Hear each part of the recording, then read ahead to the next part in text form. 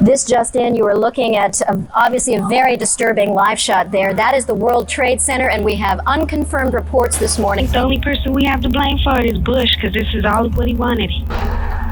No one even really mentions 9/11 anymore. That to me, that's the whole reason that I'm over here. I'm amused at people who claim that the governments don't lie. Really? You know human beings that never lie? Of course they lie! Conspiracy theories always target the other. And in 9/11, which shocked me, the obvious evil outsider is Osama bin Laden. The United States had to punish those responsible for these attacks. There was no higher mission than finding Osama bin Laden. I whispered into the president's ear, America is under attack. I'm convinced military action will not prevent acts of terrorism. I would have done a legitimate investigation to find out what exactly happened on 9/11. How did they know who did this so quickly like they did Lee Harvey Oswald? I don't think that Oswald shot any of the bullets. All conspiracy theories are rewrites. You're recreating reality to support something you believe in, something that you want to relieve stress in, or something you want to manipulate. Before 9/11 and there's after 9/11. They just lost trust in pretty much everything, including the presidency, the government, and the military. Was the 9/11 attack on US staged? Like every other conspiracy theory, from people speculating that the moon landing was fake to the flat earth theory, as well as other people speculating that somehow the CIA was involved in JFK's death. There are thousands of conspiracy theories out there, but the 9/11 conspiracy theories are one of those theories that continues to still stay relevant even till today. I mean, you even have people like Joe Rogan talking about it. You want to hear another conspiracy theory that you probably don't know? It's going to blow your mind? Let's do it. The day before 9/11, the day before the attacks, Rumsfeld gave a press conference where he talked about trillions of dollars missing. The day. Then a plane slams into the very part of the building where they were doing the accounting. Blows up half the fucking building in the Pentagon. Blows up a wall. But that did not happen, but it did happen. What the fuck? Yeah, so think about what Kennedy said. Yeah. Think about what you saw when you saw that Vice movie, where Dick Cheney, who was the CEO of Halliburton, becomes a vice president and gets billions of dollars in no-bid contracts. Now think about what we just saw with Donald Rumsfeld saying they couldn't find $2.3 trillion. I don't know where what? I don't know. It seems like we should have had it. So like we'll keep looking. Oh no, the spot where we looked just blew up. Now, it's very important to note that this video is not aimed at speculating that 9/11 was staged, but rather is based on showing the facts and evidence that most conspiracy theories point out, highlighting the fact that the 9/11 attack, an attack on the US that shook the world and brought most Americans together, might be staged. And believe me, by the time you've seen all the evidence and you've seen all the facts, even you too might be wrapping a tinfoil hat around your head like a fedora, because the facts and evidence surrounded around the 9/11 attacks are truly crazy. So join me as we dive into the rabbit hole of just how the 9/11 attacks might be staged. And to do this, we have to go back in time to a day before the actual attack. In 2001, the Defense Secretary Donald Rumsfeld announced that the Department of Defense had lost more than $2.3 trillion. Track $2.3 trillion in transactions. Now, at this time, the entire federal budget was only $1.8 trillion,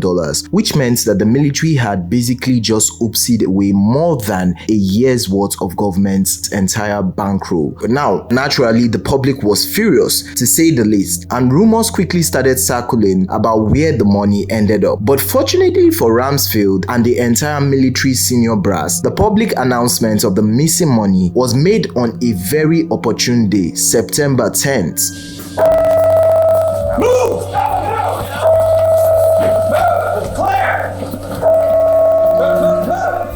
Yes, just one day later, what would have been the biggest scandal of the year was immediately overshadowed by the events of the decade, and public opinion about the military flipped on a dime from outrage to adoration. The 2.3 trillion hole in the military's budget was almost forgotten by everyone, but the accountants that needed to get to the bottom of it. Until this day, conspiracy theories point to this event as proof of the inside job theory. It certainly doesn't look great, and the timing is almost a little bit too convenient. This event is only just one piece in the puzzle of why many people till this day believe that the 9/11 attacks was staged. It does seem that the seeds of doubt about the 9/11 attacks was sown a long time ago during one of the most chaotic moments in US history. Yes, we're talking about the JFK assassination.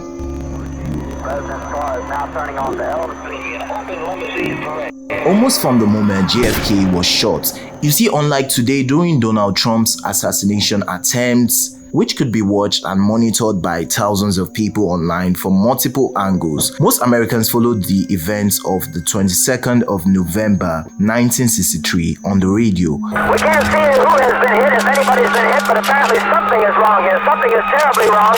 U.S. Attorney General Robert F. Kennedy, the little brother of President Kennedy, was following the developments of the JFK assassination from his home in Virginia with the CIA Director John McCone. Parkland Hospital has been advised to stand by for a severe gunshot wound. Bobby Kennedy picked up the phone, listened briefly, and then put it back down. He's dead, he said. Bobby, the two men sat for a moment and then went for a walk in the garden. Bobby's son, Robert F. Kennedy Jr., was 10 years old, and he told Fox News that he saw the two men talking and heard what they were saying. There's a 6-year cover-up.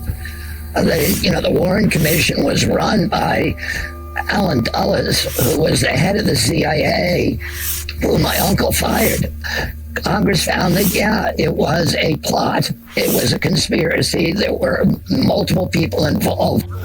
This isn't just a story that RFK Jr. tells, by the way. There are multiple sources indicating that Bobby Kennedy asked the CIA director directly, "Did you do this?" Now, why would he ask that? Bobby Kennedy wasn't just getting the jump on conspiracy theories here. He was acutely aware of what the CIA was capable of. He had in fact personally approved many of their operations and had been briefed on many others in his role as Attorney General. And once you've heard the details of some of these operations, you also might find yourself asking the same question. Was the CIA responsible for the deaths of JFK?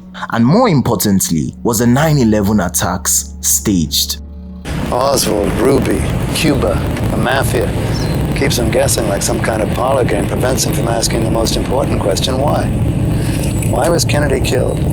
Who benefited? Who has the power to cover it up? You see, during JFK's time as president, the CIA's primary obsession at the time was Cuba. Marks the second anniversary of his revolution with the biggest military parade ever staged in Cuba, featuring tanks and other heavy weapons from Russia and Red Czechoslovakia. The secret intelligence and the US government really didn't like having a heavily armed communist country 90 miles off their coast, and were hell-bent on overthrowing the leader, Fidel Castro. And yet, Castro proved very difficult to get rid of. According to the Cubans, he survived more than 600 assassination attempts, including an exploding cigar and other bizarre plots. The Americans sent poisonous pills and cigars to anti-communists or to the mafia or to Castro's lovers with instruction to figure out a way to get them into Castro's mouth. They developed a poisoned wetsuit and an explosive seashell. Apparently, Castro liked diving a lot. On the day JFK was shot, an American agent was handing a poison pen to a high-ranking Cuban official, hoping that it would be used to kill Castro. These things aren't just conspiracy theories. They are real plans that the CIA cooked up, and all of the documents have now been declassified. But none of these plans worked, and in the end, the CIA was unable to take out Fidel Castro. So the CIA cooked up a plan to create a pretext for an American invasion of Cuba, fake a Cuban attack, and claim that they were provoked into toppling Castro for Americans' own safety. The plan was called Operation Northwoods, and believe me when I tell you, this plan is bonkers. A plan to lob mortar shells into their own military bases, with some damage to installations, and then to make hijacking attempts against civilian air and surface crafts. They were proposing to blow up US ships in the US naval base, Guantanamo Bay, and even to conduct a terror campaign on American soil, exploding a few plastic explosives in carefully chosen spots. We're looking at a plan to blow things up on American soil and then blame it all on Cuba. But this operation never happened. This is primarily because JFK never approved the operation. But the scary thing here is that it almost did. And that gets us to an urgent big question. Why would some of America's most powerful military leaders, charged with safeguarding our nation, think that their duty would require them to lie and terrorize the American people? Well, here lies one of the biggest proofs that most people point out to the fact that the 9/11 attacks could have been planned for all we know, especially when you look at the details of just how far that the US was willing to go to invade Cuba, a nation that the top military leaders saw as a threat to the US global dominance. Now, if you want to know more about the conspiracy theories surrounded around the JFK assassination, as well as the crazy CIA operation named Operation Northwoods, then you should definitely check out Johnny Harris and Matt Berfen from If You're Listening, as these guys have really amazing videos on this subject matter where they go into more details in-depth analysis about this subject, and a lot of the resources we used for this video was influenced by their videos. So definitely check out their videos as they make really amazing content. But now, back to the video. Now, when it comes to the 9/11 conspiracy theories, almost all the conspiracy theories can be divided into two major categories. The first one being that the US planned and orchestrated the 9/11 attacks, just the same way they faked and orchestrated the moon landing. We worked very hard to keep our involvement in 9/11 a secret, but you just had to keep digging. Really? You won't get away with it. People know. People? You mean sheeple. We have the majority of them kept in blissful ignorance. Just one more leak to fix. Right, you did cause 9/11. Yes, quite simple to pull off, really.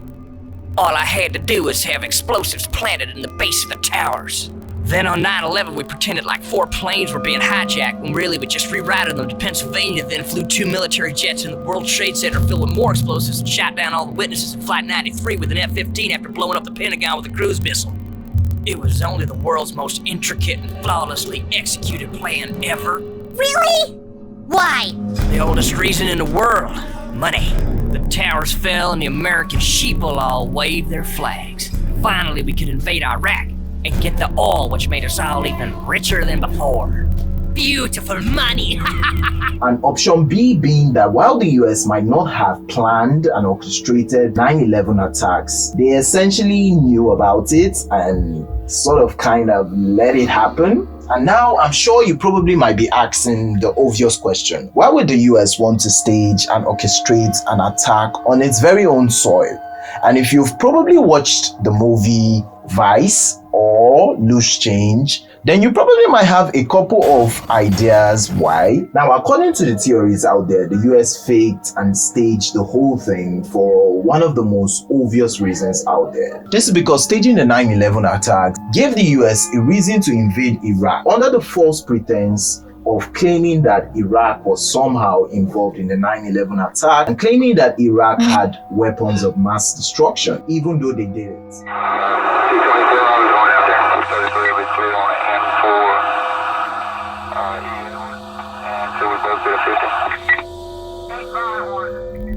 Every statement I make today is backed up by sources. What we're giving you are facts and conclusions based on solid intelligence. Saddam Hussein has gone to elaborate lengths, spent enormous sums, taken great risks to build and keep weapons of mass destruction. Saddam Hussein is determined to get his hands on a nuclear bomb. Nuclear weapon, nuclear weapon, nuclear weapon. Active chemical munitions bunkers, mobile production facilities. We know he's got chemical weapons. He's got him. He's got him. I think it's 95% inevitable. You, at this point, don't see any other option but war. Do you? I'm asking you, Ambassador. We're way too far out front in this. Send us over there, guys. Let's get on with it. At this hour, American and coalition forces are in the early stages of military operations to disarm Iraq, to free its people, and to defend the world from grave danger. And this fits into the conspiracy theories out there that the US staged the 9/11 attacks because it simply gave them more money, more power, and more control. And it turns out that in this giant conspiracy theory of why the 9/11 attacks might have been staged, there is yet another piece to the puzzle of how the 9/11 attacks could have been staged. And it just might have something to do with the Saudis. The Bin Laden family and the Saudi family were great friends, and if you're probably wondering if the name has something in relation to the guy behind the 9/11 attacks, well then the answer is yes. The Bin Ladens owned one of Saudi Arabia's construction companies and worked closely with the Saudis to build up Saudi Arabia's cities, and it was under Saudi royal orders that Osama decided to cross over to Afghanistan to fight against the Soviets. America asked the king to help with their fight against communism, so the king sent his best men, which included Osama. But when Osama got back from Afghanistan, freshly radicalized with his very own unit of trigger-happy soldiers, he hated the fact that America was using Saudi, the Islamic world's holiest country, as a military playing ground, and he wanted them all out. And obviously the House of Saud couldn't just keep their American friends and lose all that money, so they attempted a delicate balancing act between keeping the US happy while not losing their best construction company that Saudi Arabia had poured its energy into. But this wasn't enough for Osama, as we all know it, and he turned his hatred on the US. But here's the thing, even after America identified the people behind the 9/11 attacks as Saudis and how 15 of the 19 men were Saudis, the Saudi royal family refused to accept or acknowledge that their people were involved in the attacks. On 9/11, 19 hijackers, 15 of which were Saudi Arabian nationals. They were from that country. And we're a bunch of guys in caves. Afghanistan. Never have we invaded Saudi Arabia. Never have we held them accountable. 15 of the 19 hijackers were Saudi Arabian. Perfect. None of 9/11 adds up. And at this point, we're 23 years removed. These families deserve justice. And if it means, we got to pay more in oil and we bomb the fuck out of Saudi Arabia, bring it on. I want answers as to what happened to the 2,977 Americans that were murdered on. Well, I'd be more upset with our own government, though, because if anything, our government, at the very least, knew about it. At the worst, they coordinated it with Saudi Arabia. There were warnings on George W. Bush's desk as early as August of 2001, where they were saying Osama bin Laden is going to attack America. We believe that they are going to hijack airliners to do it. We don't know anything beyond that, and nothing was done. We literally bombed the wrong country. 9/11 happened to say we nothing went to of Iraq. we destabilized Saddam Hussein. That's what. And by the way, nearly 23 years ago, after 9/11, new evidence could uncover secrets about Saudi Arabia's long-disputed role in the terror attacks. 10,000 family members of 9/11 victims have filed a federal lawsuit against the Saudi kingdom. They allege that senior Saudi government officials helped the al-Qaeda hijackers plan the attacks. 18 al-Qaeda hijackers that day, as well as Osama bin Laden himself, were all Saudi. The Saudi government has consistently denied any involvement, and back in 2005, a joint report from the CIA and the FBI concluded there was no evidence that the Saudi government knowingly supported the terrorists. If that is not true, if what we've been told is incorrect, to put it bluntly, if that was a lie, it will change how we understand that chapter of our history, the wars that followed, and the long, complicated relationship between the White House and the House of Saud. The United States has gone to great lengths to cover up any evidence of Saudi involvement. The question is why? And the answer is simple: money. Saudi Arabia is the biggest buyer of American weapons. In 2017, the US sold arms worth $18 billion to Saudi Arabia. America's total arms sale that year was $55.6 billion. Clearly, the Saudis made up a huge chunk of it. What does Saudi Arabia get in return for this business with the US? Protection. In the 1990s, the US protected Saudi Arabia against Iraqi dictator Saddam Hussein's military moves. Money. Money that is drenched in blood, often innocent blood. America was worth trillions of dollars to Saudi Arabia, but without the popular support of its Muslim citizens, the House of Saud wouldn't have a country to run. So they played their balancing act yet again, trying to keep Americans happy with its invasion of Iraq and its investigation and punishment it dealt, while not losing the support of the people who kept them in power. America invades practically every other Arab Muslim country besides the one that the majority of the men were from, and Saudi Arabia looks the other way. And today nothing has really changed. Saudi Arabia is the world's biggest weapons buyer, and most of those arms come from, you guessed it, the US. America would buy oil in dollars, and the House of Saud would use those same dollars to buy weapons, which they would then use in their endless wars of genocide against the people of Yemen, which has been going on for over 6 years and has caused millions of deaths due to starvation or illness. But all of that pales in comparison to how much the US makes from selling weapons to Saudi Arabia. In 2020, Saudi Arabia spent over $46 billion on its military. So even though Osama was Saudi and most of the men were from Saudi, for the US, losing such a high-paying customer